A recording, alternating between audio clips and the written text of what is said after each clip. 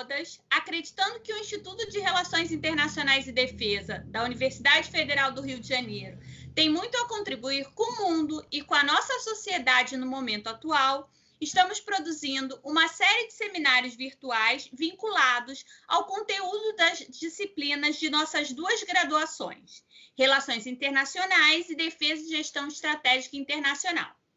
A proposta, então, é relacionar esses conteúdos com a conjuntura atual da pandemia do coronavírus. Os seminários são coordenados por mim, Daniele Dionísio, e pela professora Larissa Rosevic.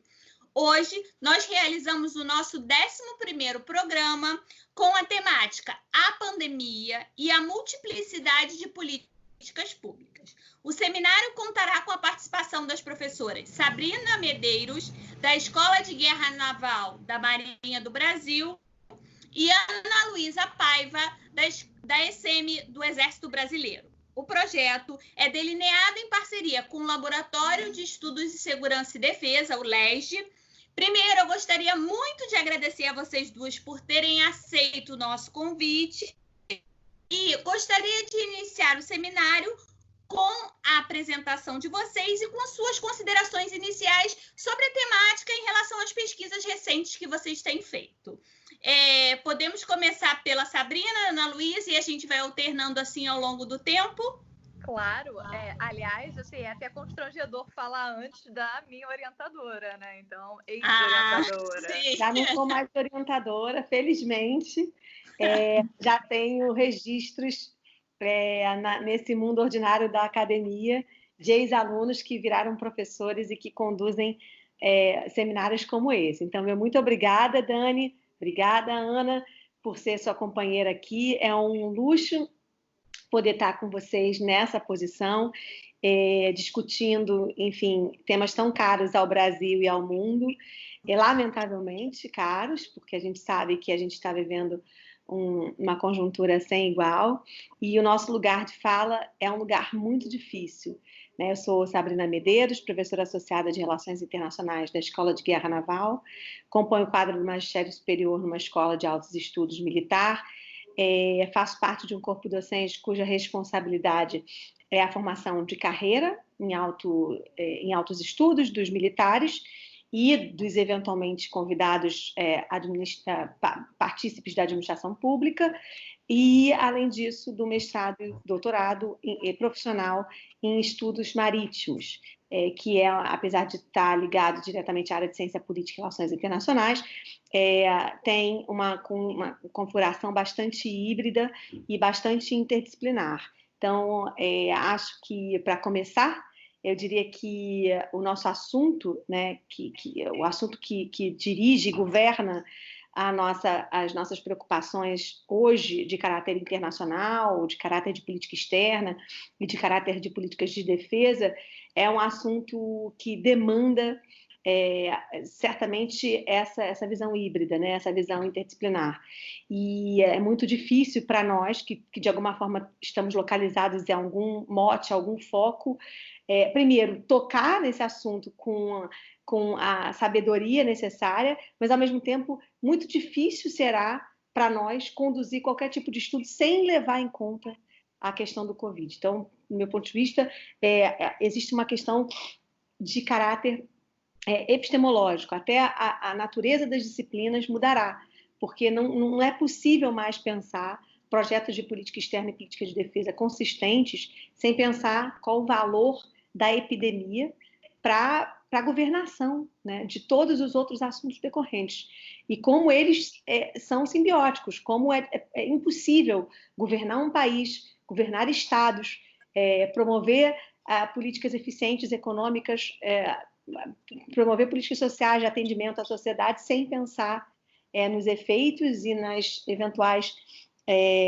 dos eventuais condicionantes de uma epidemia como essa. Então, eu acho que esse é um assunto muito relevante e tem que estar na pauta, na nossa pauta, a despeito de qualquer outro foco que a gente tenha, ou complementarmente a qualquer outro foco que a gente tenha na nossa agenda.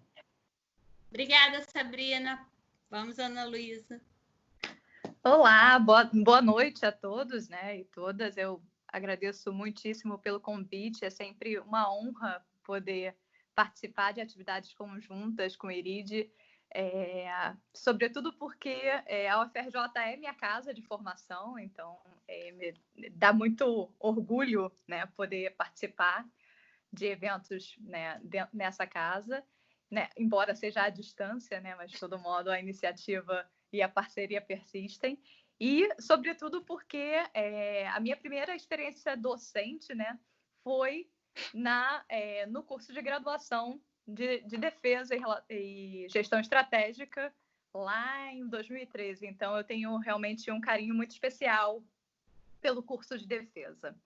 Bom, em termos de apresentação, né, a Dani já iniciou brevemente, né, eu sou professora do programa de pós-graduação em Ciências Militares na Escola de Estado-Maior do Exército, vinculada ao Instituto Meira Matos, que tem como papel, né, tal como a Sabrina mencionou, a gente tem um papel que vai para além da formação, né, dos quadros de carreira, mas de fazer uma interface com a academia, né? Esse é o papel central do Instituto Meira Matos. Então, a gente está localizado dentro de um programa de pós-graduação, dentro do sistema da CAPES, mas que também faz alguma interface com os cursos de carreira. Então, a ideia do Instituto per se é justamente fazer essa ponte, né? E poder, então, de alguma forma, fomentar e desenvolver e aprofundar as relações civis militares, né? É um tema também muito caro, né? Que ainda hoje a gente precisa manter a chama acesa e discutir, né? Com muita seriedade, né? Então, e cabe a nós, né? Fazer esse debate. Bom, inicialmente eu tinha pensado, né? Numa apresentação mais voltada para políticas públicas, né? Para trabalhar conceitos de políticas públicas, e eu fiquei tentando pensar em como articular isso com a conjuntura atual, né, do Covid, né? E aí, sem dúvida nenhuma, eu fiquei pensando que momentos de crise são os melhores momentos, isso está na literatura, né, de políticas públicas, para se fazer reavaliações de políticas. Então, eu acho que a gente está no momento de inflexão, né, e de reflexão, né, justamente para pensar, não só como a Sabrina havia mencionado, na própria natureza das atividades acadêmicas e epistêmicas que nós desenvolvemos, mas também pensar no âmbito da prática, né? Como é que isso pode reverberar na ação, né, do dia a dia, nas políticas públicas, e eu acho que esse é o grande desafio, né, de reflexão que a gente tem nos dias de hoje, né? E aí, se a gente pensa em termos de política pública, não só no Brasil, mas no cenário internacional, o grande desafio geralmente não se encontra na formulação da política pública, mas na capacidade do Estado de manter a implementação dessas políticas, e num outro pilar que eu acho que, no caso do Brasil, é o calcanhar de Aquiles, que é a capacidade de revisar a política recorrentemente e tentar depreender dali algumas lições aprendidas e observar o que não está funcionando. Eu acho que esse é um aspecto que, mais para frente, eu acho que vai aparecer mais na fala. E aí eu não quero dar spoiler agora nesse momento, então acho que a gente pode dar continuidade nas perguntas, seguindo para as perguntas. Muito obrigada, então, pelas considerações iniciais de vocês, né? Sob a minha perspectiva acadêmica recente, né, o tema de políticas públicas é um tema que eu tenho me debruçado nos últimos anos, né? Eu pretendo, daqui a algum tempo, ter uma expertise bem maior no caso, principalmente na construção de políticas públicas para a perspectiva de segurança, e segurança nas suas mais variadas vertentes e defesa, mas, ao mesmo tempo, eu encontro muita dificuldade de encontrar bons textos teóricos conceituais, né? Seja em língua portuguesa, até mesmo em língua inglesa, que trabalhem a perspectiva das políticas públicas por temáticas, né? Eu encontro muitos textos sobre saúde, educação, questões financeiras, mas sobre essas questões mais de segurança, defesa, é uma busca um pouco mais difícil, né? Eu acho que a ausência desses textos teóricos conceituais acabam gerando uma lacuna na nossa possibilidade de analisar os cases brasileiros. Então, eu dividi a nossa conversa hoje em 3 grandes blocos, e o último bloco é que eu pretendo falar um pouco dessa temática de segurança e defesa, que é a temática que a gente mais fala, né? A estrutura brasileira, inicialmente falando, é uma estrutura federativa, né? Na qual as competências do Estado estão divididas entre esferas do governo. E que são esferas do governo que também são divididas como instituições, e essas instituições têm recursos financeiros atrelados a elas, que algumas vezes são diferenciados, e também tem recursos humanos e recursos políticos que são diferentes, né? Então, é como se a gente pensasse um sistema federativo que tem uma grande rede para pensar sua organização política e para pensar sua organização política territorial, né? E essa organização política territorial, ela gera uma estrutura administrativa que reflete ou que precisa ser pensada quando a gente implementa as políticas públicas. Essa estrutura administrativa, ela pressupõe uma necessidade de interação permanente entre o governo central, né, a União, no caso, e os governos subnacionais, sejam os estados e sejam os municípios. Quando eu estava preparando o roteiro de hoje, eu pensei assim, bom, eu vou procurar na Constituição de 88, o que a Constituição de 88 fala sobre políticas públicas, né? E eu me surpreendi, porque o termo políticas públicas junto, essas duas palavras juntas, elas aparecem no máximo 4 vezes, né? A palavra política aparece muitas vezes, mas o termo políticas públicas muito pouco. Mas uma coisa que foi inserida na Constituição por uma emenda constitucional de 2012 se torna muito interessante para a gente começar a nossa conversa, né? Que é o artigo 216A, que é um artigo que dispõe sobre o Sistema Nacional de Cultura, né? Eu vou falar mais para frente que a metodologia estrutural das políticas públicas brasileiras é muito baseada em sistemas, né? É bom a gente falar o que são esses sistemas, mas o único sistema mencionado na nossa Constituição por uma emenda de 2012, quer dizer, a Constituição foi criada em 88 e só em 2012 a gente tem um sistema apresentado lá. E esse sistema nacional de cultura seria um órgão, né, um regime de colaboração, de descentralização participativa, no qual aconteceria um processo de gestão e promoção conjunta de políticas públicas no âmbito da cultura, pactuadas pela federação e pela sociedade, pelos entes da federação, então, que pressupõe-se a participação da União, dos estados e do município, né?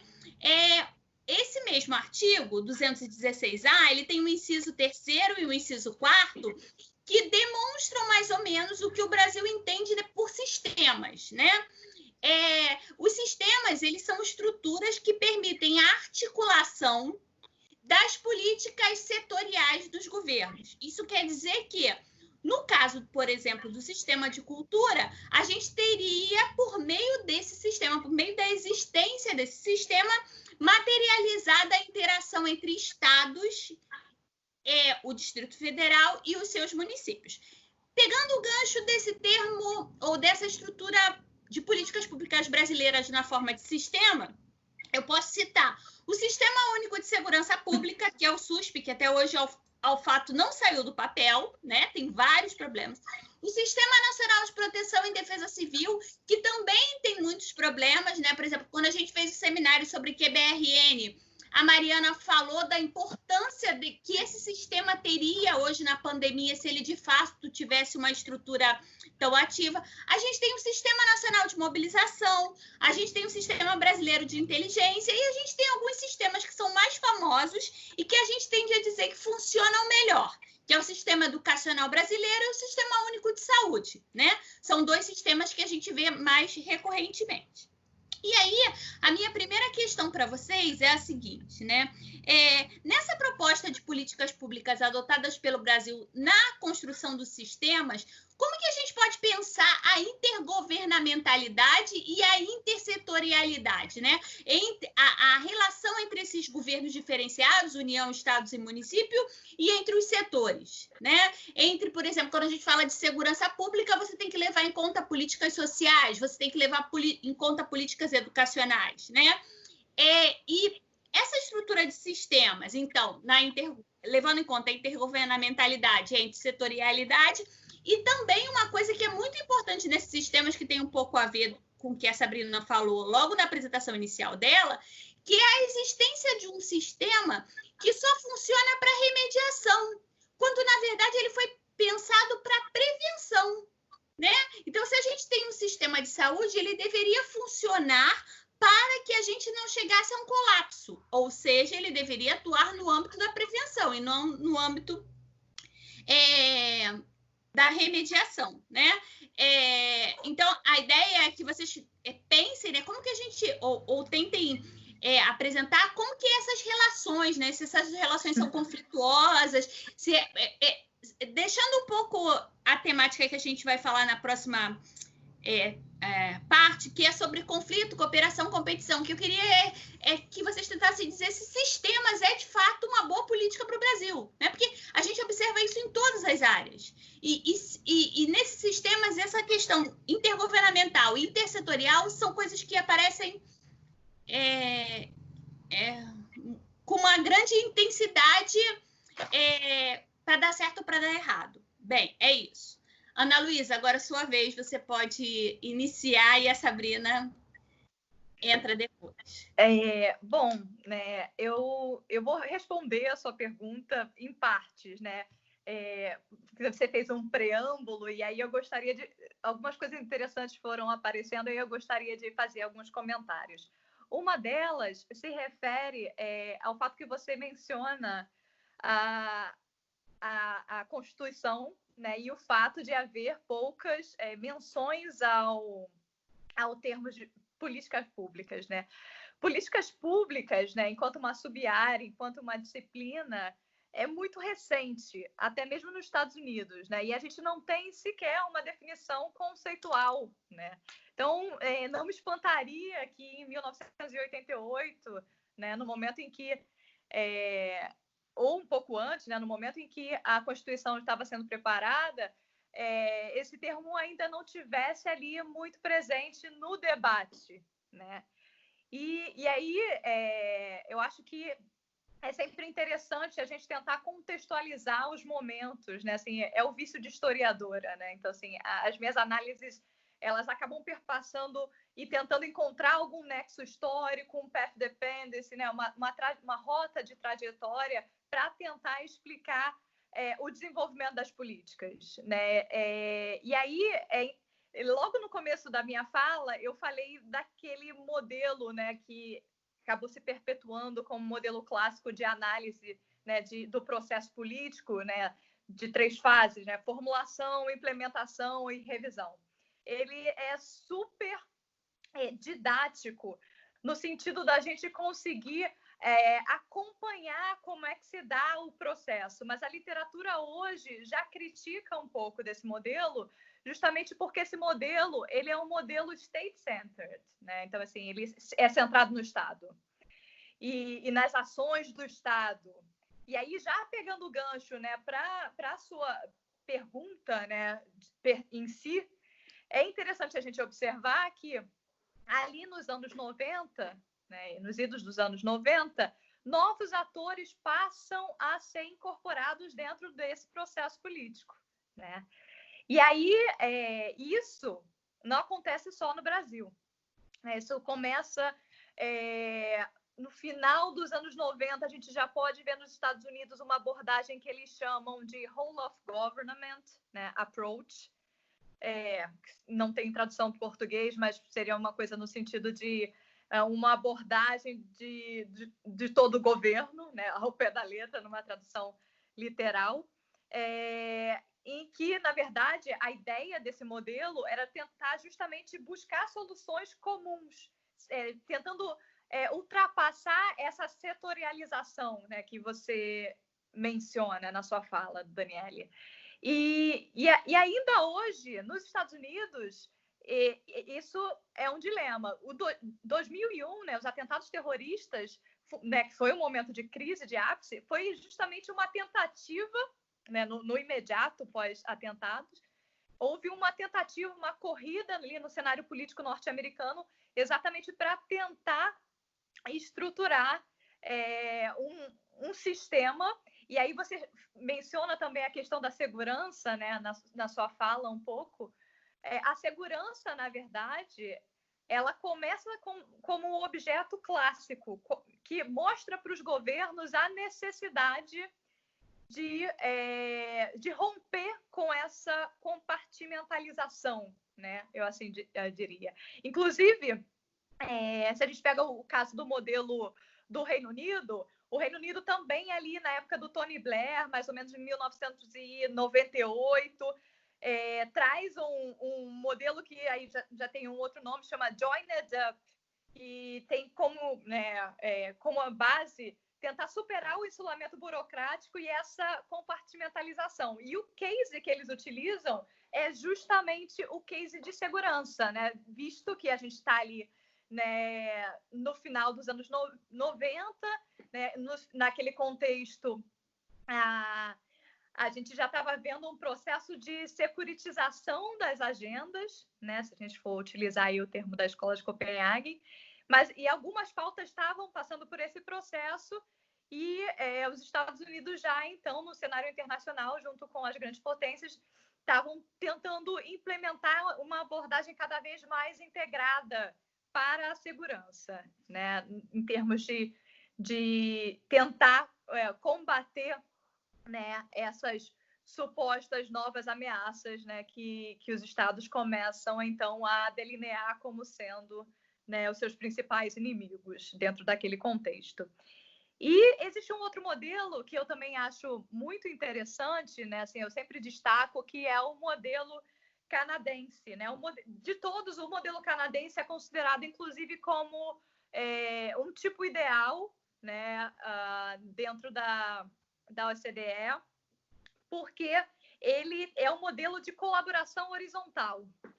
E aí, desse modelo, o que mais tenta se intensificar são as comunicações internas entre departamentos. Então, há uma cultura de publicações, né, orientadas para os outros departamentos e de boas práticas, né? Então, por essa razão, né, as organizações internacionais veem o Canadá como sendo uma das tentativas que representam a melhor, né, dentro do universo que a gente tem, porque tanto o Reino Unido quanto os Estados Unidos ainda apresentam essa dificuldade de implementar esses modelos de uma abordagem mais conjunta, né? Assim, os modelos de governança. A gente usa muito o termo de governança, né, no Brasil,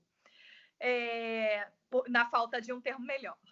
Aqui no Brasil, houve também ali nos idos dos anos 90 uma tentativa de implementar uma reforma na administração pública, né? Na verdade, o Fernando Henrique tentou fazer isso mais ou menos também entre 1996 e 1998, no modelo que ele chamou de nova administração pública, né? Só que, embora essa discussão tenha sido presente, ela não conseguiu ser implementada na prática. Eu não sei se todos recordam, e eu imagino que a nossa audiência vai ser de muitos alunos de graduação, né? Então, mais jovens, mas nesse contexto houve um debate muito intenso, né, de como fazer a reforma da administração pública, e nesse contexto tentou-se incorporar as famosas ONGs, as organizações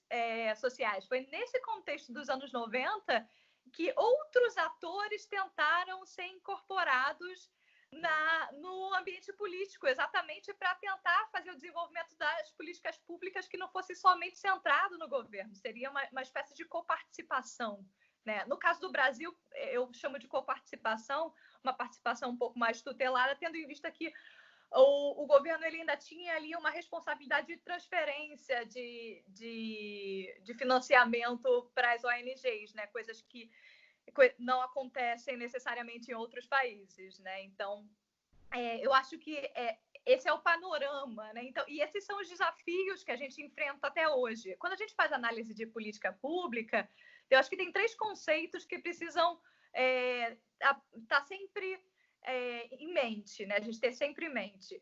A questão da ruptura versus continuidade e estabilidade, né? Então, assim, não dá para analisar o processo, né, de forma isolada. A gente vê que nos anos 90 houve a tentativa de implantar um processo, um novo processo, uma reforma que depois, nas administrações seguintes, não foi levado a cabo, né? Então, eu acho que a gente tem aqui no Brasil um processo incompleto, né? Então, eu acho que essa é a análise, né, inicial que a gente precisa começar, né, para poder fazer qualquer tipo de análise mesmo em políticas públicas. Bom, acho que eu vou deixar a Sabrina falar, falei bastante. E aí depois eu acho muito interessante essas questões que você trouxe, né? E uma delas fazia parte do meu comentário que eu acabei deixando de lado, que é a questão de quem assina o cheque, né? Uma das principais questões do modelo a ser implementado no atual governo é porque ele é, de certo modo, um governo que acredita nas políticas públicas por meio do Estado, mas, ao mesmo tempo, ele tem um ministro da Economia que não se propõe a construir políticas públicas pelo Estado assinando o cheque, né? Então, eu acho que isso é uma visão diferenciada em relação a isso, mas, assim, as nossas políticas públicas continuam sendo pensadas por meio do Estado e, em geral, da União assinar o cheque. Tanto que a gente tem fundo para todos esses sistemas que eu citei, né? Na qual ocorre a transferência de recursos da União para os estados e municípios. Mas vamos, Sabrina. Não, então, Dani, Ana, bons pontos para a gente começar essa questão. Assim, eu acho que, de maneira complementar ao que a Ana fez, uma ótima arqueologia do processo de políticas públicas e, sobretudo, à luz dos parâmetros, dos condicionantes da democracia, eu acho que o que pesa aqui é a discussão sobre centralização e descentralização na esfera do governo. Ou seja, a Constituição, e normalmente as constituições, elas têm como base a distribuição de tarefas, e de obrigações, né? E, sobretudo, no que diz respeito aos direitos dos cidadãos e aos deveres do Estado, mas para o Estado. Mas esse ente-Estado, ele se configura de diversas formas, sobretudo com o aumento da complexidade das instituições, da institucionalidade do próprio Estado e dos seus diversos mecanismos de representação. Então, no meu ponto de vista, políticas públicas mais eficientes certamente são aquelas que atingem melhor ou mais eficientemente as bases, ou seja, o destino final das políticas públicas. Comumente, políticas são muito bem feitas, mas não atingem exatamente os objetivos para os quais elas foram criadas, então elas têm problemas de eficiência, sobretudo, e comumente políticas públicas também não têm um grau assertivo em matéria de representação, ou seja, ela é feita com base ou em determinadas pressões, ou na prevalência de alguns interesses baseados em grupos de interesse, que são notadamente interesses que não reforçam a ideia de representação da maioria. Então, a gente tem uma série de políticas públicas sendo feitas com base em diversos tipos de minorias, e a equação dessas relações, que muitas vezes são diversas, na forma de um conjunto regrado e governável de políticas públicas, que eu acho que é o grande dilema. A transferência, nos últimos anos, para o nível da federação, me parece ser alguma coisa que está não só atrelada a uma ideia, uma concepção de governo, como defendeu, por exemplo, Fernando Henrique Cardoso, mas também como uma tendência. Então, existe uma tendência de complexificação das políticas públicas, porque também os governos ganham essa complexidade. A natureza e o grande desafio de um sistema como o nosso, republicano, é justamente a natureza, o desafio dessa natureza é justamente predominantemente voltado para essa equação de distribuição desses poderes e dos checks and balances, né? Dos pesos e contrapesos. Dentro de cada uma dessas estruturas dos pesos e contrapesos, também há uma série de dissonâncias, que eventualmente são maiores e são reveladas por meio de disputas também intra-institucionais. Então, a gente tem, né, nessa semana em que a gente faz essa gravação, a gente tem uma disputa visível entre juristas na interpretação de se o STF pode ou não fazer o que está fazendo, se o STF tem condições de dar as bases para uma investigação, e, de outro lado, se pode o ministro da Justiça pedir um habeas corpus ou deveria ser a AGU. Então, a gente tem vários problemas dentro da formação de cada uma dessas instituições. Essas perguntas perpassam a todos os poderes. Então, pode o presidente da Câmara, pode o presidente do Senado, deve o presidente da Câmara, deve o presidente, pode o presidente. Então, essa equação me parece que ela transcende a questão de um governo somente. Então, embora haja críticas consistentes em relação à maneira como o governo, ou seja, na figura do presidente, trata a matéria, ou seja, compreende essa institucionalidade, existem problemas de caráter institucional, ou seja, que me parece que não estão claros quais são essas percepções que são divergentes e quais delas devem prevalecer nesse modelo de república que a gente quer dotar. Para entender melhor esse movimento, esse modelo de república federativa, me parece necessário compreender essa história que a Ana Luísa contou e que acaba, ao fim e ao cabo, no estabelecimento de sistemas que visam colocar o comprometimento dessa efetividade geral do Estado, ou seja, o Estado deve prover por meio de uma relação equacionada e objetiva entre esses entes. Então, entre o governo federal, entre os estados e, em última instância, entre os municípios. Então, quando as políticas públicas de saúde são implementadas ou de educação são implementadas na forma dos compromissos municipais, isso é feito para que esse arranjo quase distributivo e hierarquizado, nesse sentido, garanta a maior efetividade, o maior atingimento dessas populações. Né? Então, os municípios são uma maneira de se chegar. E esse é um mecanismo claro de descentralização. Isso também quer dizer da descentralização financeira, ou seja, mas isso não quer dizer que não haja aporte federal, pelo contrário, isso começa com aporte federal e é distribuído e delegado também, no ponto de vista econômico, para toda essa linha, incluindo a reta final, que seriam os municípios. Portanto, essa estrutura do executivo, aparentemente hierarquizada, é absolutamente interdependente. Contudo, não é hierarquizada. Então, existe uma relação que é confusa, que, portanto, me parece ser o centro nevrálgico de todas as disputas que estão em curso, que é o entendimento de que a estrutura só funciona na sua efetividade se ela contar com uma relação harmônica entre esses diversos entes do executivo. Portanto, existe, ao mesmo tempo, uma interdependência por conta dessa harmonia necessária e, ao mesmo tempo, existe uma alta independência. Até porque são esses entes executivos também arrecadadores de impostos.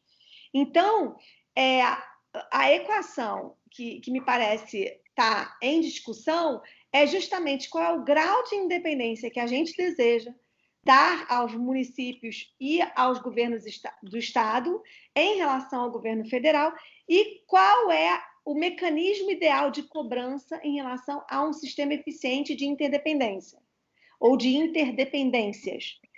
E, dentro disso, a ideia de um sistema único, seja ele de atendimento a situações, intercorrências de caráter crítico, seja de saúde, seja de educação, seja de saúde pública, me parece que foi um insight muito interessante que você trouxe para a gente.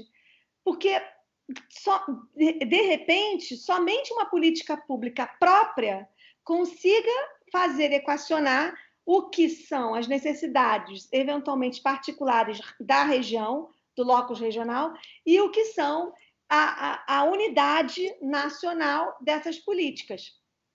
E me parece que isso tem sido feito a despeito de algumas variáveis fundamentais, né? Alguns cientistas políticos que têm observado mais atentamente essa questão da descentralização notam que existe esse processo de descentralização, ou seja, de aumento de recursos de caráter político e econômico de governos subnacionais, é um processo inevitável, dada a complexidade.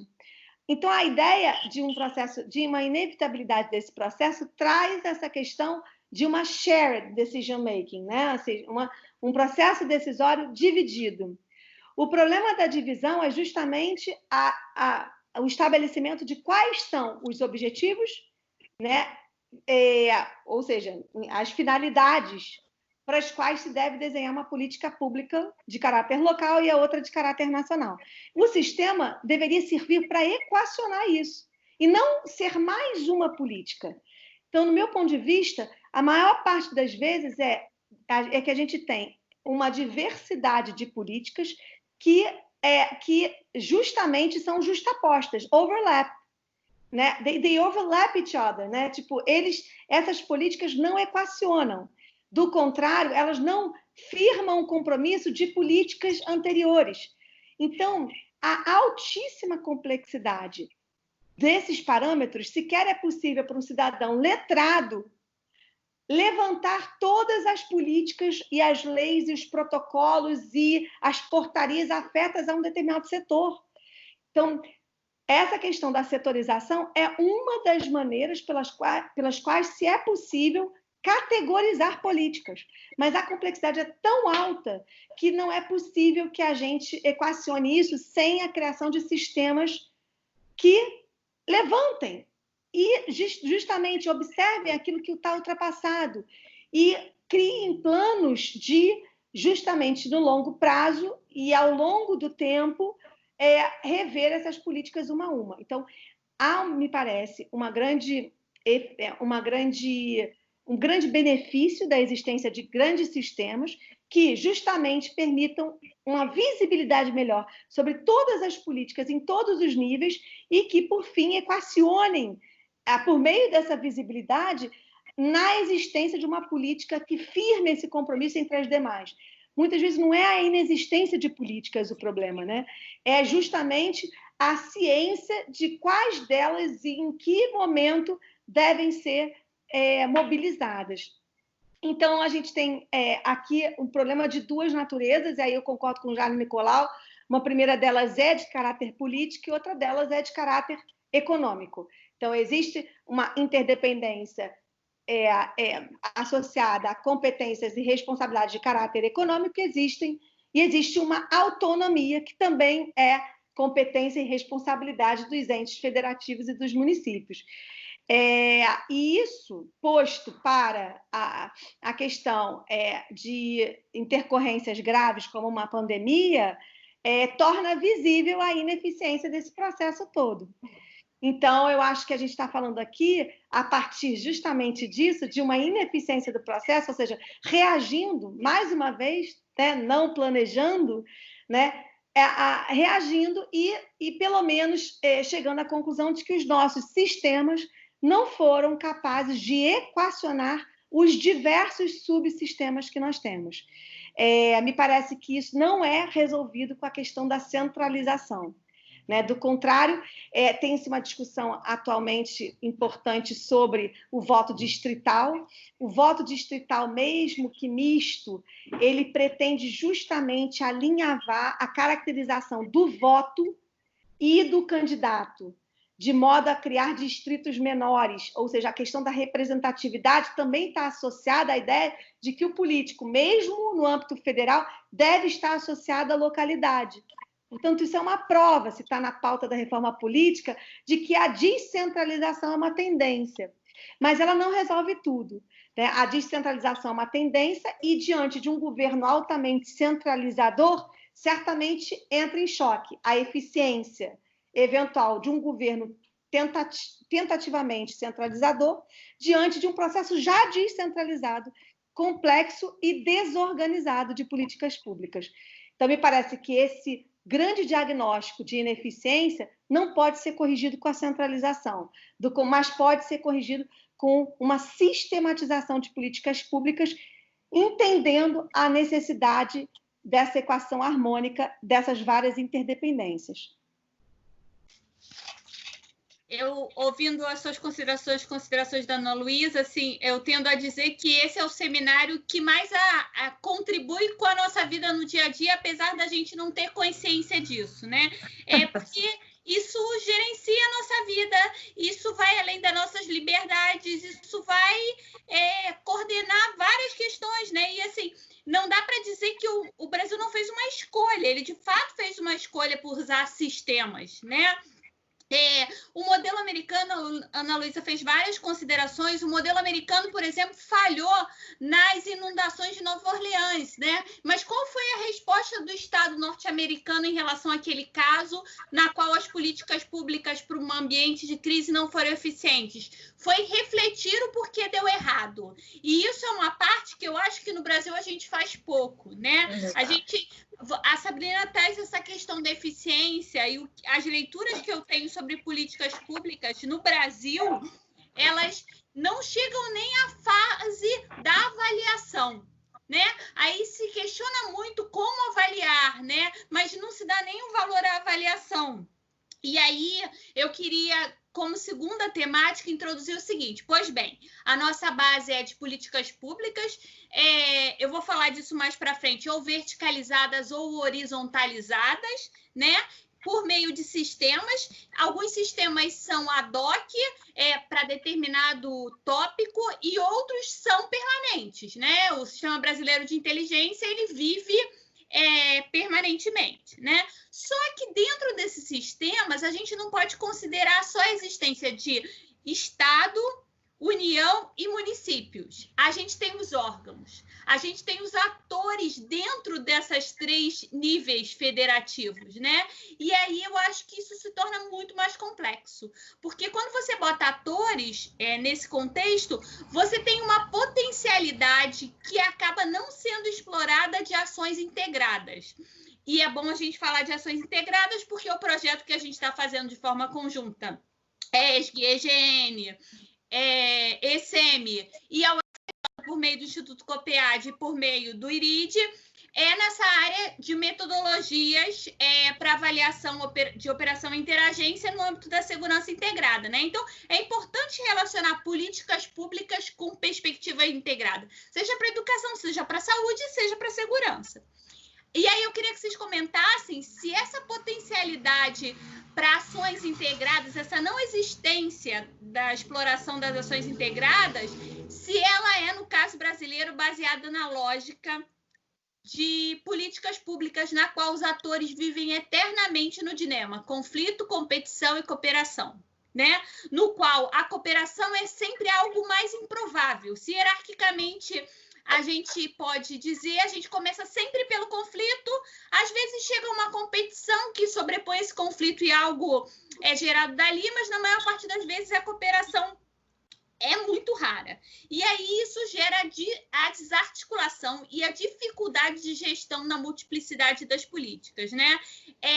E, por fim, nessa lógica do conflito, competição e cooperação, se vocês acham que isso fica muito mais visível no contexto de uma crise do que no dia a dia, né? Assim, nas lacunas do dia a dia acabam não sobressaindo, mas quando tem uma crise, você vê que essa lógica conflito, competição ou cooperação se torna mais visível. E aí eu vou dar primeiro a palavra para a Sabrina, tudo bem? E depois para a Ana Luísa. Então, vou ser breve, não vou ser tão longa, só para... Eu acho que tem muito a ver a sua pergunta de agora com o que a gente acabou desenvolvendo aqui, né, de raciocínio. Tem um modelo de relações intergovernamentais que é do Wright, e ele diz o seguinte, que o estudo de vários casos demonstrou que para ele que é possível dizer que existem 3 modelos distintos e reinantes em matéria de governança das relações intergovernamentais, né? Um modelo é o hierárquico, outro modelo é o de barganha e outro modelo é de autonomia. O de barganha, então, é o modelo de consenso, né? De consensual. E a isso se chama aqui de presidencialismo de coalizão, quando a gente está falando de presidencialismo, da relação do presidente com o Congresso Nacional. E por que não, né, em todas as esferas, pensar que a gente só consegue ter uma boa governação quando a gente, então, tem representantes dos mesmos partidos ou partidos aliados dentro dessa esfera. Se o nosso modelo não é hierárquico, portanto, não há não há uma subordinação, uma relação de subordinação entre o governo eleito no estado ou no município e o governo federal. De outro modo, também um sistema de barganha duplo me parece que é não só mais eficiente, como qualifica melhor essa confiança, esse sistema de confiança, para que esse arranjo aconteça na forma mais harmônica o possível. Então, me parece que um sistema totalmente autônomo também minimiza a possibilidade de transferência. E aí eu vou tocar aqui em alguns pontos que tocam o nosso trabalho, né? Porque um sistema de total autonomia minimiza a possibilidade de transferência. Não é só uma questão de equação política, é uma questão de natureza institucional. Ou seja, as instituições precisam se falar. Então, a despeito das pessoas não se gostarem, a despeito de discordarem eventualmente com uma fala da outra, as instituições precisam acontecer. Então, me parece que, mesmo com as suas diferenças de caráter político, porque a pauta é política e os partidos têm pauta e são eles que ocupam esses lugares, não são funcionários públicos, né, concursados, mas são representantes eleitos. Então, a despeito disso, um sistema muito autônomo ou um sistema que se entenda como hierárquico, né, na esfera do partido, por exemplo, porque se eleitos por um partido, há uma certa hierarquização moral, né, de um domínio outro que não mesmo institucional. Então, qualquer um desses extremos não me parece eficiente. Num sistema de barganha, você coloca os 2 agentes em igual proporção, né, uma proporção não hierárquica, mas igual responsabilidade de fazer o sistema funcionar. Nossa preocupação no projeto Prodefesa, ela tem sido muito focada em como o sistema funciona. E como a gente está falando aqui entre 3 parceiros do projeto, vou me permitir explicar rapidamente um pouco dessa lógica que está por trás do que a gente está defendendo no projeto. Nosso projeto ele é focado em modelagem e simulações em benefício da segurança integrada. Então, a segurança integrada é o resultado final do que a gente pretende na observação de sistemas e subsistemas de cooperação e interagência, detectar quais deles eventualmente são mais ou menos eficientes, quais são as lógicas de processo decisório que formam a cooperação e interagência, tanto de caráter temporário quanto de caráter permanente, e como essas políticas, ou seja, essas eventualmente bem-sucedidas relações, podem transformar-se em boas práticas e políticas. Então, existem aqui processos que são claramente de transferência, tanto de transferência de racionalidade dos próprios atores que compõem esses sistemas e subsistemas, quanto também, então, processo decisório, teorias voltadas à questão do comportamento, estudos ligados à incerteza, teoria da decisão, teoria dos jogos, ou seja, como há uma grande equação entre todos esses elementos de caráter teórico e de caráter acadêmico e como eles se equacionam com as práticas da vida ordinária.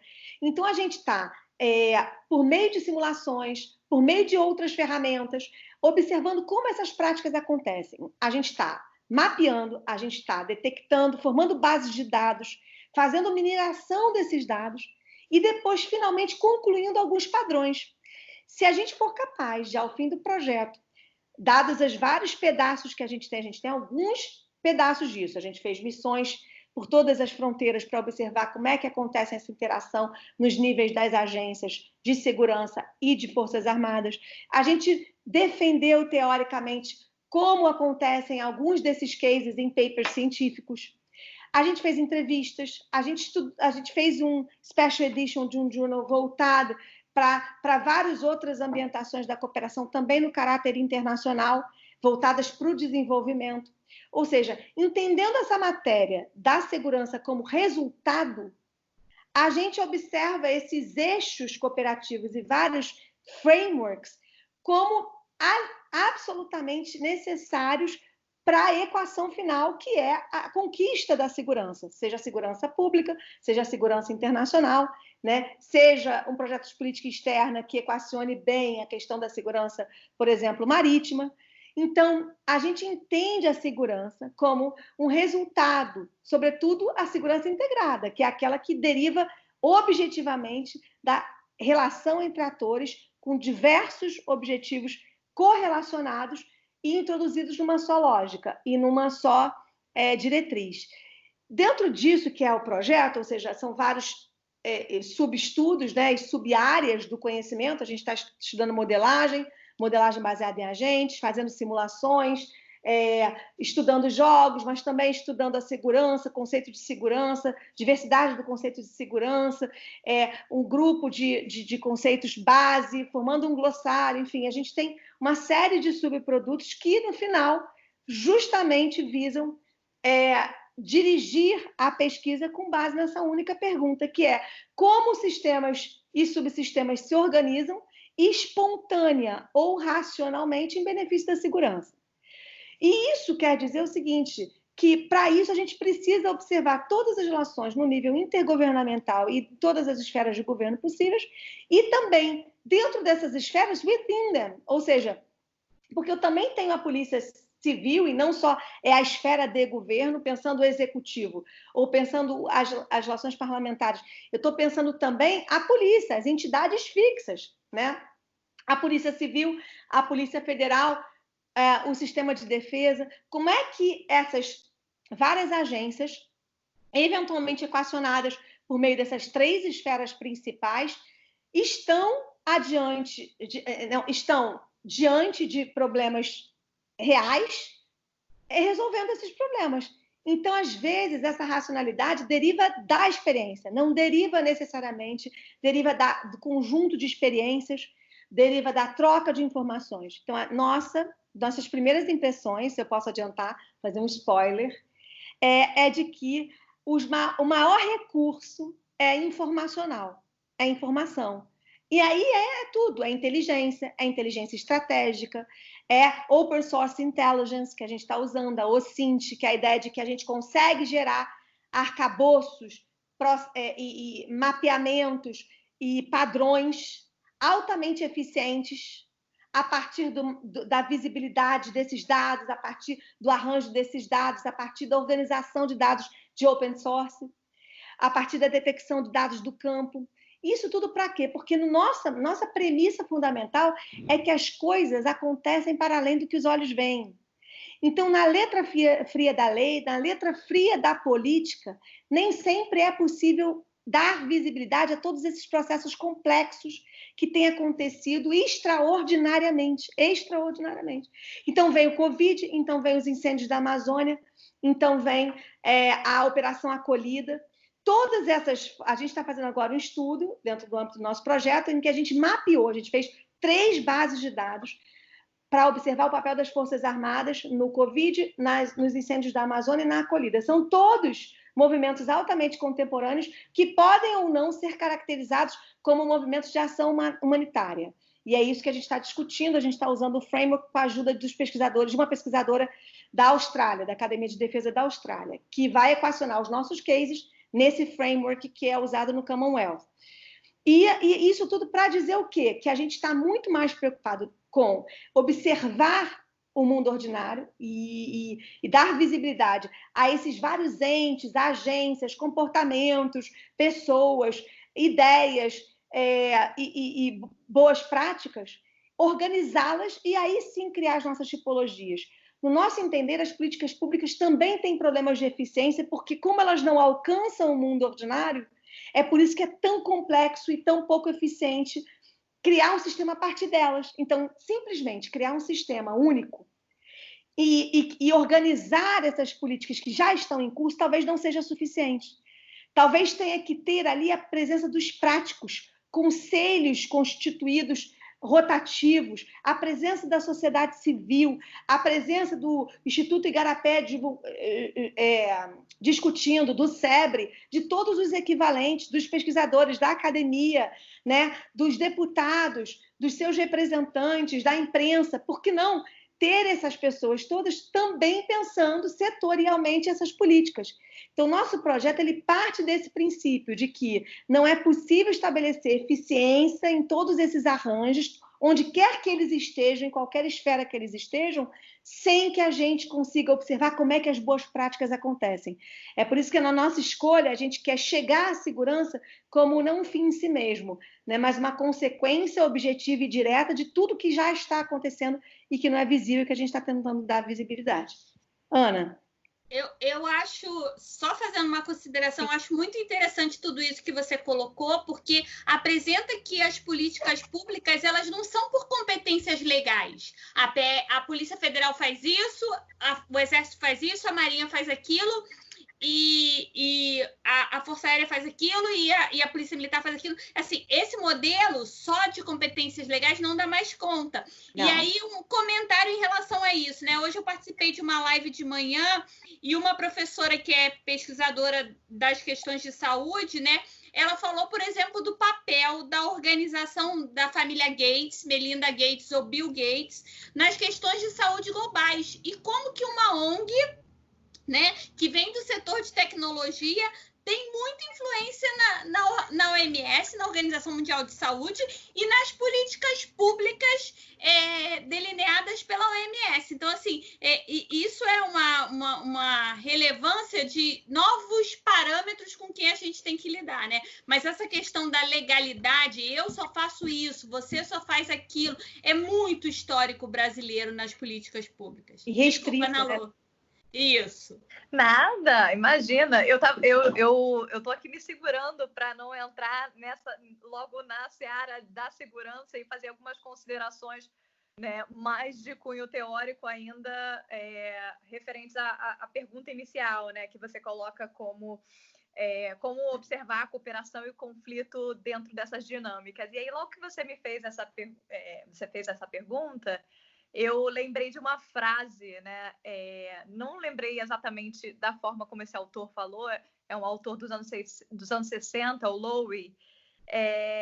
Ele diz que o processo de formulação de política pública, ou seja, a política pública em si, ela emerge de um processo de disputa de diferentes arenas decisórias, né? Então, a disputa, né, e aí não necessariamente o conflito, eu prefiro utilizar o termo disputa, ela é inerente ao processo, né? Esse é o jogo, né? E aí a gente tem que, partindo, né, dessa premissa, a gente tem que entender que a gente vai ter diferentes atores buscando, né, isso é o princípio democrático, né? Então a gente tem uma pluralidade de atores com interesses distintos e que estão exatamente dentro do processo político tentando, de alguma forma, influenciar nas arenas decisórias. E tem 3 modelos de análise de políticas públicas que sintetizam bem essa questão dessa dualidade entre conflito e cooperação, né? A gente tem um modelo que é conhecido como múltiplos fluxos, que tenta exatamente analisar o processo decisório, né? O processo de formulação das políticas públicas a partir de fluxos diferenciados desses diferentes atores.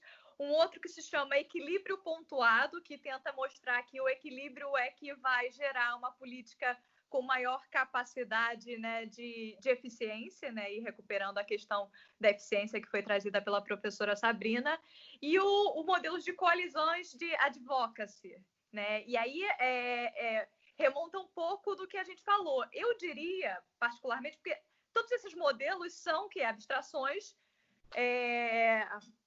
teóricas para analisar um processo que é múltiplo, né? E que, na verdade, todos esses fluxos estão ocorrendo E, de fato, coalizões vão sendo formadas de modo a influenciar mais ou menos, né, dentro daquela arena decisória. E aí eu lembrei de um conceito que a gente usa muito no nosso projeto, que é o que caracteriza a análise que a gente faz, são os estudos bottom-up, né? A gente está olhando, né, para a base, para os atores que estão ali no dia a dia, como atores intervenientes desse processo decisório também, né? Porque muitas vezes a gente esquece que as decisões, né, elas não são somente verticais. Só que para que todo esses arranjos que foram descritos pela professora Sabrina consigam de fato, né, acontecer, ser levados a cabo e trazer e alcançar em algum nível, eu não diria nem eficiência, né, nesse momento, mas eu diria efetividade, consigam de fato alcançar o resultado, é preciso que esses dois processos, né, bottom-up e top-down, aconteçam juntos, né? Embora nosso trabalho esteja focado no bottom-up, a gente não pode esquecer que o top-down também tem que estar ocorrendo. Por quê? Aí também a fala da professora Sabrina me lembrou de um modelo. Assim, a gente trabalha muito com os modelos de escolha racional, comportamentais, mas esses modelos foram muito criticados, né, ao longo do final dos anos 90, nos anos 2000. E por que esses modelos de escolha racional foram criticados? Exatamente pelo limite do acesso à informação dos agentes. Ou seja, os agentes, como tem uma limitação no que tange ao acesso a informações, as decisões que eles vão tomar não necessariamente vão ser ótimas, porque às vezes eles estão tomando decisão com base em critérios muito limitados, né? O alcance dele. E por essa razão, né, remontando a minha fala inicial, o Canadá ele tenta implementar o modelo horizontal, mas também com uma participação vertical. Ele tenta manter esses dois eixos. E, na verdade, por quê? Porque os atores, per se, eles não vão naturalmente querer colaborar, mas eles vão precisar de uma diretriz, né, de cima, para que essa colaboração seja estimulada, ao menos, né? Porque do jeito que as agências, né, foram conformadas e pensadas anteriormente, eram no eixo vertical. O mundo mudou, né? A gente precisa colaborar mais, a gente precisa compartilhar a informação. Esse é o grande mote. Não à toa os Estados Unidos, hoje, eles, se bater lá na porta dele, eles vão financiar para todo mundo um sistema de compartilhamento de informação. Assim, isso é sabido. Eu participei de um curso, né, que foi financiado pelos Estados Unidos. Esse curso foi numa base americana, na Alemanha, num programa que se chama Marshall Center, né, que pensa a segurança no âmbito da Europa, mas, na verdade, antes, né, os participantes do curso eram só europeus, mas aí hoje eles já compreendem que não dá para pensar numa segurança que não abarque todas as partes do globo, né? Então, hoje, os participantes desses cursos já são de outras áreas. Então, só para vocês terem ideia, na minha turma desse curso tinha pessoas de 80 países diferentes, né? De todo mundo.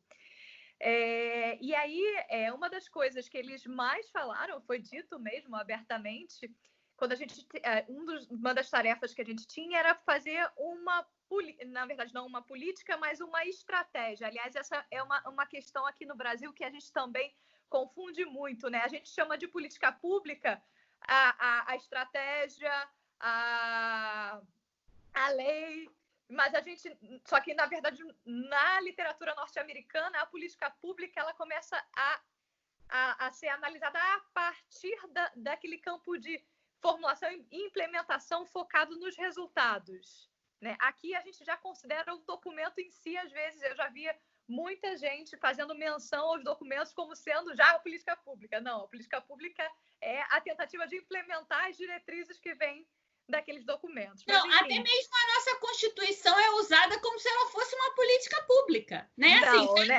assim, é impossível, né, considerar isso como sendo uma política pública, né? Assim, a gente pode tentar, de alguma forma, forçando a barra, tentar analisar o processo de formulação da Constituição, mas ela, per se, ela não garante nada. Ali é a letra da lei, e aí você precisa analisar a prática, né, para ver se de fato ela está sendo implementada, e aí instituir diretrizes políticas nos diversos setores que sejam capazes de dar conta, né, do que a lei propõe, né? Enfim. Então, a Constituição, sem dúvida nenhuma, é um parâmetro legal para que as políticas públicas sejam desenvolvidas, né? Então, a gente tem uma confusão também conceitual muito grande aqui no Brasil no que tange essa questão, né, do próprio conceito de políticas públicas. Então, assim, na área de defesa, então, eu já vi muitos analistas fazendo seus estudos, dizendo que estavam fazendo análises de política pública focados somente nos documentos de defesa, seja na Estratégia Nacional de Defesa, seja na Política Nacional de Defesa, sem passar para o segundo nível, né, que é exatamente tentar identificar como é que foram desenvolvidas políticas para a implementação de tais diretrizes, de tais estratégias. Mas, então, retomando a minha história, então, nesse curso, a gente tinha que fazer uma estratégia, eu já não lembro mais qual era o case, na verdade, a gente tinha um país, era alguma coisa de uma estratégia de combate ao crime transnacional. O meu curso era, o título do meu curso era exatamente esse, né? Combate ao crime transnacional. E aí, eu acho que o case que eu fiquei era a Costa Rica, se eu não me engano, e a gente tinha, então, que propor como se fôssemos Costa Rica, políticas para resolver os problemas, né, de tráfico.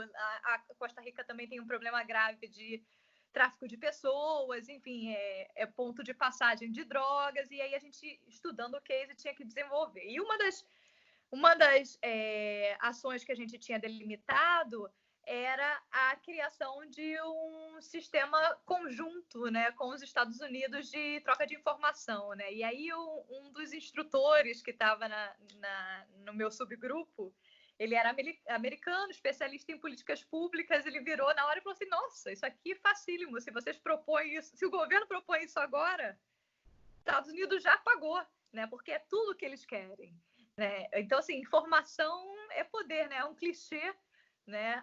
Mas não dá para não pensar isso na era de informação, né? A gente está pensando a era da informação, sobretudo nos anos 2000, mas a gente está entrando